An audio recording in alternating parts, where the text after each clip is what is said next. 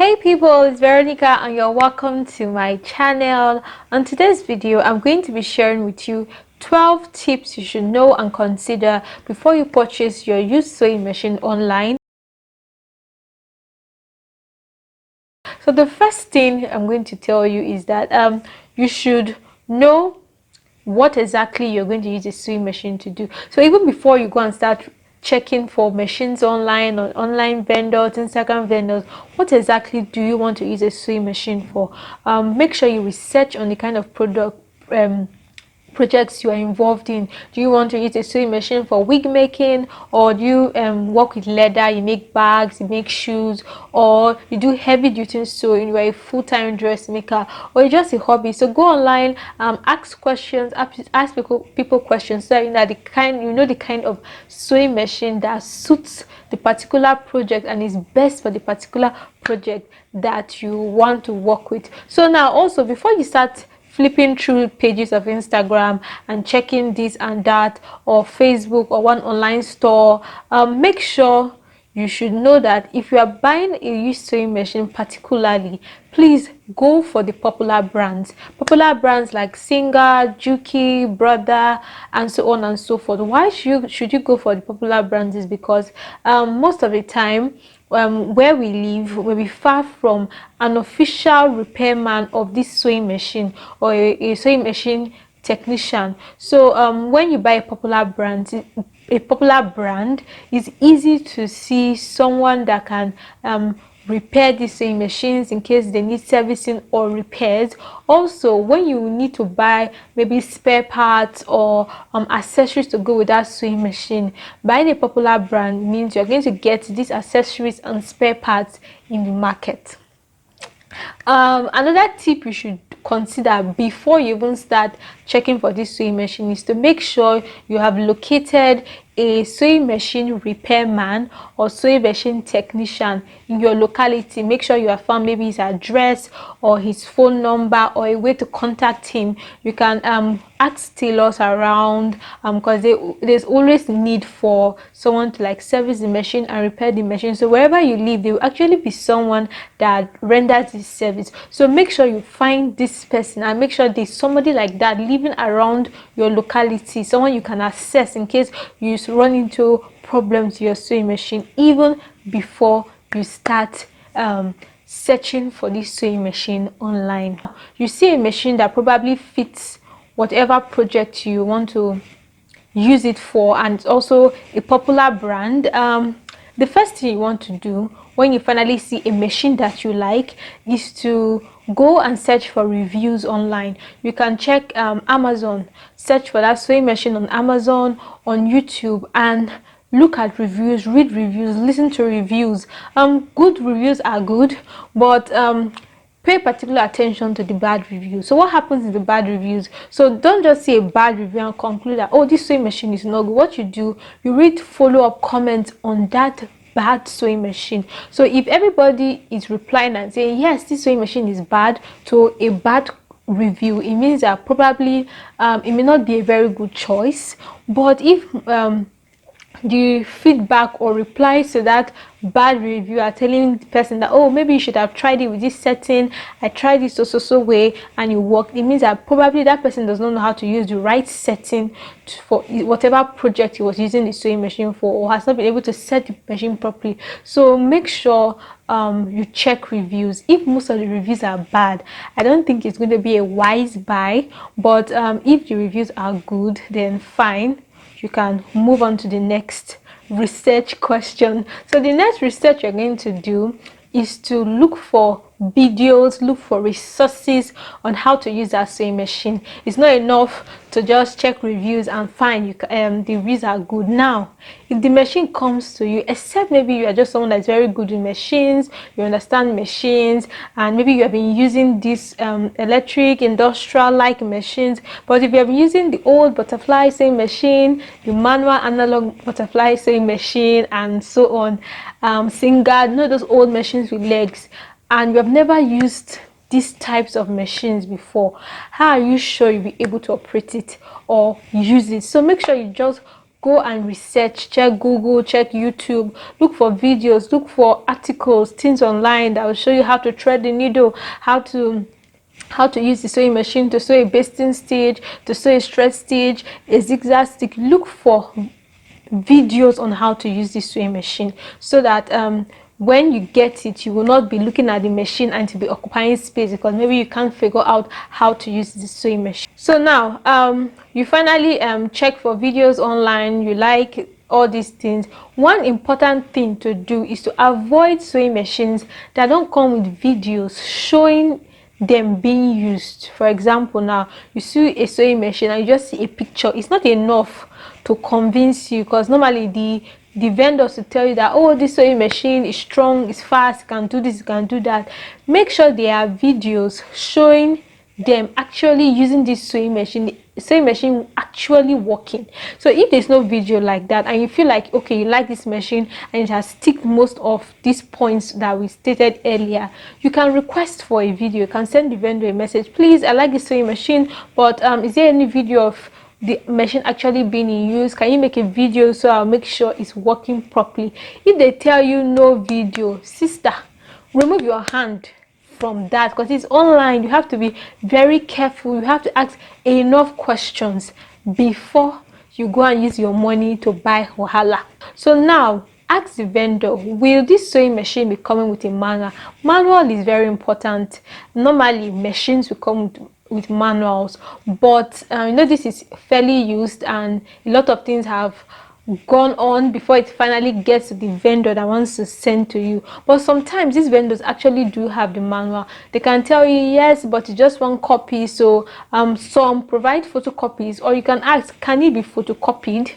I will pay for the photocopying of this or duplicating the manual. So when they tell you there's no manual, now is when you have to ask this vendor a question. Please, can you make a video of threading this sewing machine, or fixing needle, of what I should press to do this, what I should touch to do this and do that. Don't go and buy what you cannot operate or what you may never be able to operate. So now another thing you should know is that you should be ready to buy accessories. This is a used sewing machine, second-hand, fairly used sewing machine. It has gone through a lot before it will probably get to you. Be ready to buy accessories. No matter, you know, most of these vendors, sometimes they add accessories. Like mine added like 2 additional foot to the foot the machine came with actually. But I am also buying accessories because there are a lot of things that the machine will not. It's not a brand new machine coming with all the things that it came with on the first day they bought it. No, it will not come with all those things. So always be ready to buy accessories. You want to buy additional foods, you want to buy this, you want to buy bobbin, you want to buy this and that, needles, things to just make your sewing journey very smooth. So be prepared that when you're buying a used, even those that are buying new sewing machines, still buy accessories. Talk less more of you that is buying a used sewing machine. So be prepared that you will also buy accessories. Another thing you should know, that it will cost you money to ship. The fact that they said the machine is 15,000 does not mean that once you give them 15,000, the machine will magically appear in your sitting room. No, you should know that there will be shipping costs. For example, my machine was stated to be 33,000, but at the end of the day, I spent about 5,350 naira on shipping to me. So before you start just jubilating and say, okay, you have gotten this sewing machine, you like everything, know that there will be shipping costs. So when the shipping cost is maybe even more than the sewing machine itself, or it's like half of the price or something, when it's very exorbitant, please, except you really want the machine, make sure you reconsider. Don't say I did not tell you that it will come with shipping cost. It will definitely come with shipping cost. So finding a price tag on the sewing machine does not mean that is the total money you will eventually use to get it to get to you.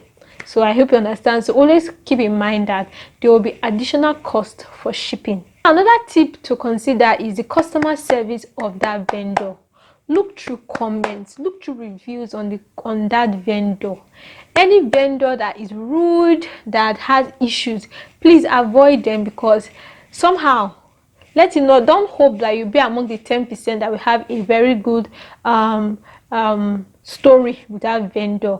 Any vendor that has like very weird customer service, people complain about this and that, especially when more people are complaining, look at what they complain about. Most of the time we have very frivolous complaints. There are things that we should not make an issue, but when the complaints of people is like very big issues, please try to avoid that vendor. It's a particular vendor, I'm not going to call her name, I avoided when I was purchasing my sewing machine, because many people complained about her customer service, and I'm like, this money is not easy. I don't want to start having issues with a vendor, because it's an online thing, even physical, so I can't even go and fight you even if I know your shop. Talk less more of someone that I don't even know where exactly they stay, where their shop is, and buying something online. So I just try to avoid trouble. So try and avoid the troublesome vendors, or vendors that just don't know how to treat their customers well, so that when you run into issues, so that you will not even run into issues, god forbid you run into issues with them. So always consider the customer service of that vendor before you carry your money and be giving the vendor on Instagram or Facebook or whatever online vendor selling a sewing machine. Now, another thing to consider is the exchange or return policy of a vendor. You can see them most of the time on their bio, they're like, no exchange, no refund, no this, no that. See, just avoid all those vendors. They already stated it categorically clear that they like wahala. So try and avoid all those vendors, sorry, because you may fall into issues. Like me, when I bought my sewing machine, when I got the sewing machine, I sent the vendor like, oh, I got the machine and I love it. She was like, oh, were you able to thread it? Because so I told her yes, because somehow I know how to like work my way around machines. I told her yes, but her tone meant that if I had issues threading it, she would have offered support, maybe send me videos on how to thread it or something, or tell me things about how to use the machine. So that's the kind of vendor you are looking for, a vendor that will offer support, customer support, even after you purchase the machine. Not the one that once you pay, she does not care, even if it gets to you, no refund, no return.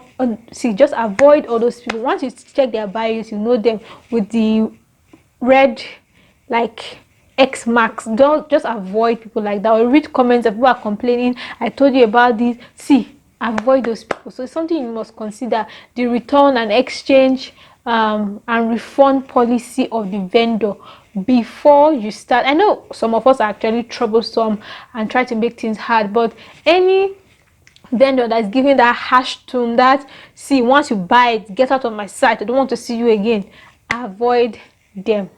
So the last thing I want to tell you is that being a used sewing machine, you should be prepared that it will not be 100% perfect.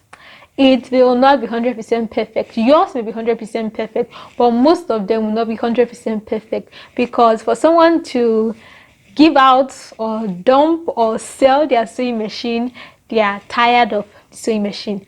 There's either something they don't like, or they are tired of it. The thing has spent 10 years, 15 years. So always be prepared that you may have to make repairs, you may have to do one servicing, one thing or the other. So just keep it at the back of your mind. You can't be buying a machine for 15k that maybe is originally maybe 200 and something thousand. You're expecting it to look exactly like the one of 200 and something thousand. Let's tell ourselves the truth. So that's what you should know, that it may not be perfect. It may not be 100% okay, but that's okay, as far as like you make sure they do videos are sure it's actually working. So once it's actually working, and you have a repairman, the same machine technician, every other thing is just like not really serious. It's something you can always go about. Just be prepared that you may make 1 or 2 repairs, and like I said, you may buy accessories to complement the sewing machine. So guys, that's all I have to tell you about tips you should know, you should consider before you buy your used sewing machine online. Please, did I leave out anything? Is there anything you feel maybe I left out, something you considered before you bought yours, or any mistake you made and you feel maybe I didn't say it in this video? Please leave it down in the comment section below so that we can all learn. Thank you for watching my video. Don't forget to subscribe, don't forget to like my video, leave comments down in the comment section, share my video, and turn on the notification bell. I'll see you in my next video. Thank you for watching. Bye bye.